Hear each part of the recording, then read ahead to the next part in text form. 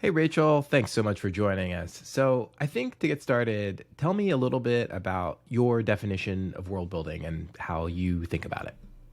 So when I think about world building, I think there's so many ways to define it. There are a couple different ways that I define it in my work. There's like world building at a broad, like systems based level of how does this world's internal logic make sense? How do we design, the governance and the culture and all of these different pieces of these either like fictional story worlds or like future speculative worlds that we're designing. So that's one piece of it. Then there's the spatial piece of it of we make all these decisions of the systems, but then how does it affect um, the way we design virtual spaces or physical spaces. And then there are more tactical pieces like how do we build those virtual worlds to then support storytelling across different mediums, or how do we design data systems so that if you're in a fictional story world as a physical space, the world responds to you and you can interact with it on like a story or narrative level. um, so all of those pieces kind of I've come to in different ways, but the original foundation for me was I studied computational neuroscience as an undergraduate student. I later did a program in spatial economics for my master's program. And both of those things were helping me approach world building from different angles. On the one angle, the neuroscience side, I was thinking about how do people participate in a world? How do we understand a world? And how do we, build out a realistic world from that perspective? And then the spatial side helped me think more about how we build out the space and the data related to space and all of that.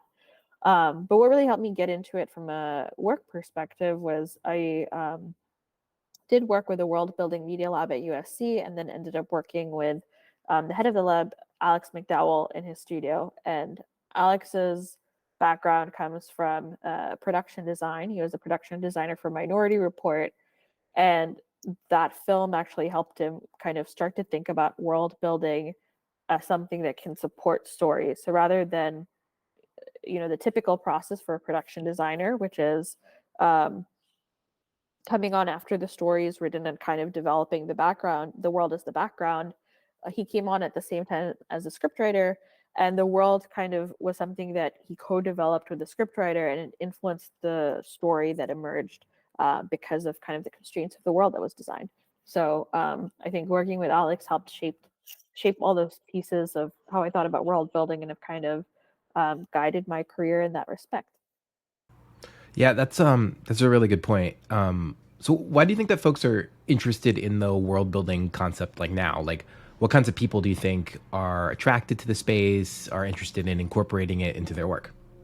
Yeah, that's a good question. I think there Um, so many ways to tackle it in the same way that there's so many pieces to it. I think there's definitely a world of like artists that use world building as a way to kind of imagine speculative futures and also to imagine futures in a context where for groups that haven't always been able to write their histories and be able to like have a voice in that, to then have a voice in writing what their future can look like. So we see like indigenous futurism, there's Afrofuturism. I've seen even like Indian futurism at like coming from an Indian side. There are the different communities that I've seen kind of look at what that looks like.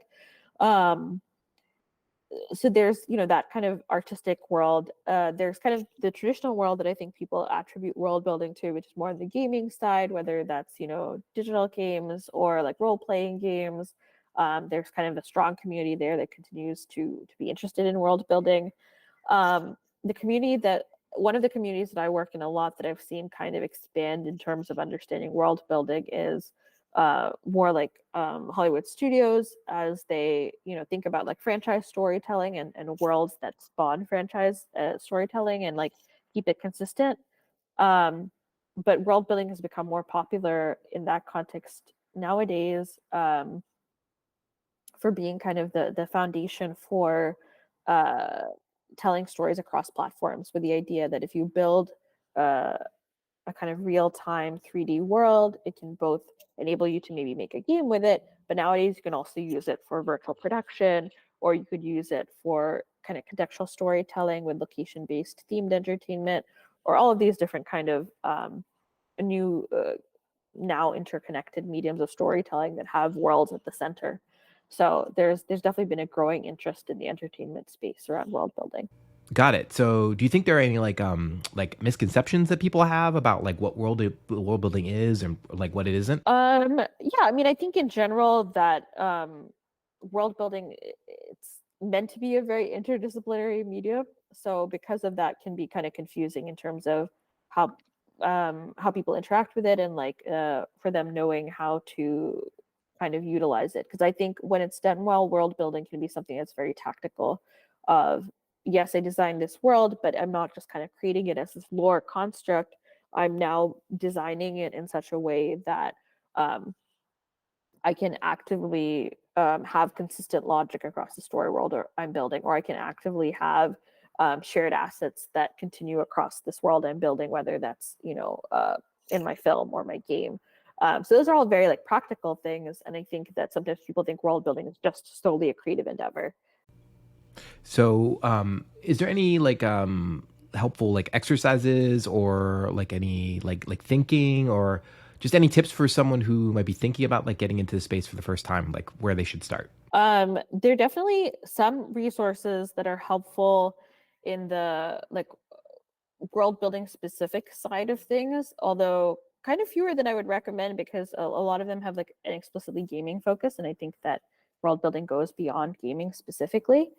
But I think my main advice if you want to get into world building is to read as widely as possible and to be like curious about as many things as possible because world building is really about at the end of the day, systems design and understanding our world, right? So the more you can understand the systems that are a part of our world, the more you read about economy, the more you read about history and how history and our perspectives on history have changed.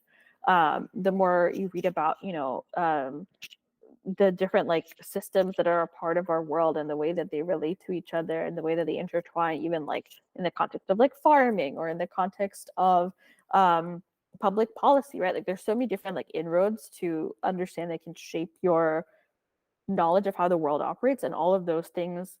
The more that they're kind of like part of your implicit knowledge, the easier it is to pull those things up and to build worlds that feel more real. So for like a practical example, I'm trying to think of like an everyday activity. Like let's say that you're like riding the subway, which I know in Los Angeles is very strange. I personally love riding the subway, love using public transportation. But like let's say that you're doing that. What are the types of questions that a world builder or someone interested in the field might have when they're engaging with a physical space? Like I want to give something kind of concrete. So you're riding the subway, riding public transportation. What are the types of things that like you might be looking at, you might be noticing that maybe you would do or you would notice that an everyday person just going about their everyday might not? I think that's a great question because I think that that's an exercise I like to give people a lot. Like as you're moving through the world, if you think as a world builder, start to break down for everything that you see, what are the systems that feed into it or led to it being there, right? Like, so if you're seeing a telephone pole, what does that mean? What is it systems that are implicit as a part of that? There's systems of energy, there's systems of communication. What is it facilitating and enabling, right? There's also the people that put up that specific pole. There are the people that come and tack notices to it. So it serves like this public community interfacing role as well, right? So what are the kind of things that might get lost in terms of how people are utilizing that? So if you start to like break down each piece and think of the systems that feed into it, you start to realize that there are kind of this near infinite kind of role of systems, but it helps you kind of think about how everything is interrelated more. I think I would also think about how do the different things that you're seeing look different based on the time of day, right? It helps you think about worlds as not just being a spatial thing, but something that has a time scale, right? If you're looking at your bus stop, how does that bus stop look different, and what does traffic look like both when you maybe take the bus versus when you come back on the bus, right? Those are things to consider.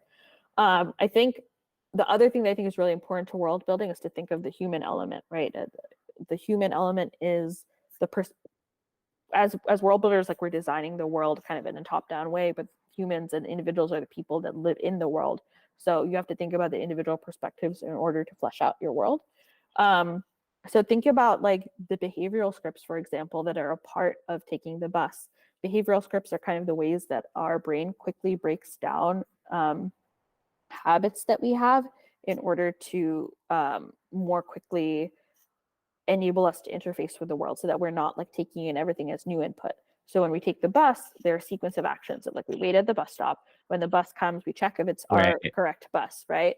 And then we like put in the payment. All of those things are pieces, and we don't. Once we've taken the bus once or twice, we get the hang of it, and we don't have to like think about the sequence. We can kind of do it a little bit more um, in a quicker way. But those scripts are a result of the way that the world is designed. So the constraint about our world was changed, that script and that sequence would look a little bit different. So thinking about like what are the variables that feed into that being your script, and how is your perspective of that script different, or how does it look different for other people, is a way to start world building from the human level, and kind of matching that against that systems design piece as well. Yeah, it's it's interesting. It's like that distinction between, I think of like the work of like Michael Polanyi, for example, in the 20th century, that distinction between, like vocal and tacit knowledge, the difference between like playing the piano and memorizing individual keys, where if you focus on memorizing the individual keys, you can't ever develop a way of playing that feels like very natural, but you can't just like jump to the endpoint and like, be playing concertos. So it's really interesting, like as a designer, like as a world builder, if you like gloss over those minute details to try to like build out this sequence, then you end up alighting, you'll miss a lot of things. There's still going to be a lot of presumptions. And when we go about, our everyday lives, we kind of have to just like go about just like actually get on the bus at the end of the day and not focus on all these individual things. Like we don't have the ability to think about every individual action, but that's incredibly important if you're thinking about designing it from scratch. So that's something I think definitely we take for granted about the practice. One last thing, can you tell me a little bit about like some of the recommendations that you might have, like what should be in their toolkit, their quiver, so to speak, as a world builder, if someone's looking to like make a move into like that specific field? I think it depends a little bit on which aspect you want to be focused on, but I think a lot of it is just tools that enable you to prototype and kind of envision things quickly. So it used to be, I would say, go on Pinterest, find relevant images once you reach a certain point to uh, just kind of get a sense for yourself, so you're not just dealing with conceptual research. But now we have tools for prototyping quickly, like AI tools, or we have tools to kind of build virtual worlds and kind of envision how things are laid out. So those are great things. But at a foundational level, like get a Notion, or even if it's Google Docs, right? Those things help you collate your research, have something that's more accessible, and really start building out your corpus of knowledge around the world that you want to build. Awesome. All right, that's it. Well, thank you so much to Rachel for participating in that conversation with us today. For y'all out there, if you've got any suggestions, guest suggestions, anything like that, you can hit us up at info@killscreen.com. Big thanks to Nick Sylvester for providing the music. And if you're interested in any of the things that we covered, we've got workshops, we've got classes, we've got a write-up of this episode available online. Also, we've got a project space here in Los Angeles. That's where I'm recording from. It's a little bit messy, I know. But if you're interested, Thursdays and Sundays at 5511 West Pico. All right, take care.